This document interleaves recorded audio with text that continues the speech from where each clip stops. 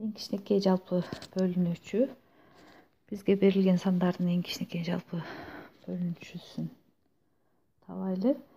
Ал үчүн 60 жана 90 сандарын жөнөкөй көбөйтүүчүлөргө ажыратабыз. 60-ты 2-ге бөлсөк 30, 30-ды 2-ге бөлсөк 15, 15-ти 3-кө бөлсөк 5 жана 5-ти 5-ке бөлөбүз 1, 90-ды 2-ге бөлсөк 45, 45 3-кө бөлүнөт 15,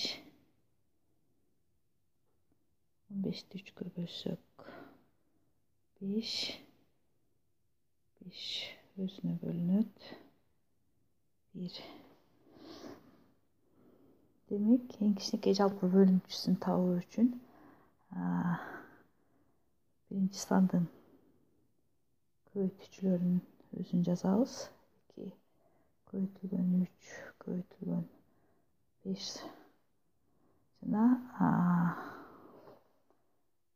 экинчи сандагы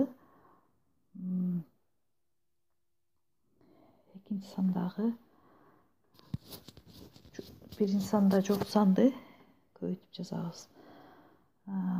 Биз көрүп тургандай 2 бар, 3 бар, 1 3 бар,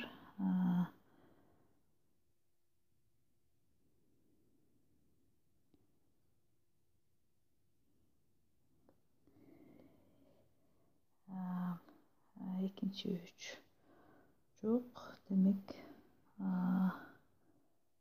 3-тү көбөйтүп жазабыз. Ал эми 5 бар бизде. Биз көрүп тургандай 2 бар, 3 бар, 5 бар. İnsan көбөйтсөк, анда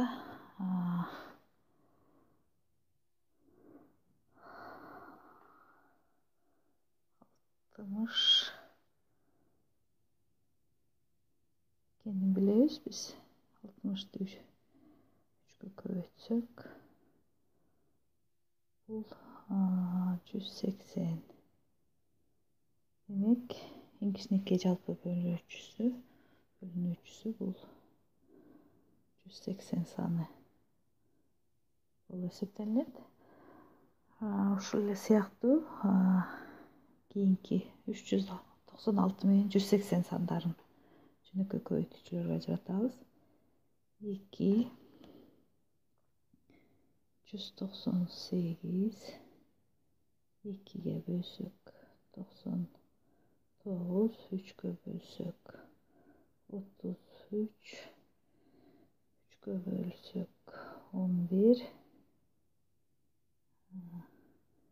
1 ошондой эле 2 саны 90, 2-ге бөлсөк 45, 5-ке бөлсөк 9, 9 3-кө бөлүнөт 3, 3 өзүнө 1. Демек, биз көрүп тургандай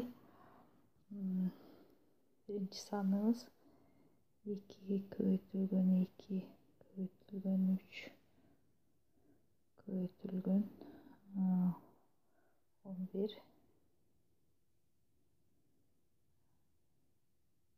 3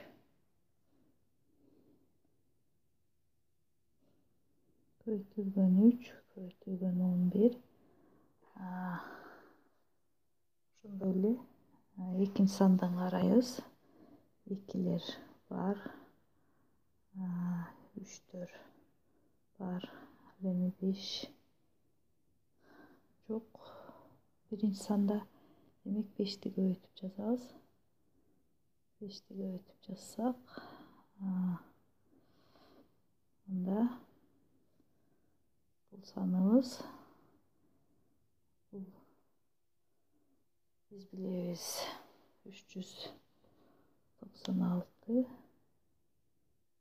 көйтілген 5 жолбосу barabar 1980 деген сан болды. Demek en kişiniki жалпы bölücüsü 396 менен 180'di. 1986 80 деген сан болды. Birinci sanımız 180, eleme ikinci sanımız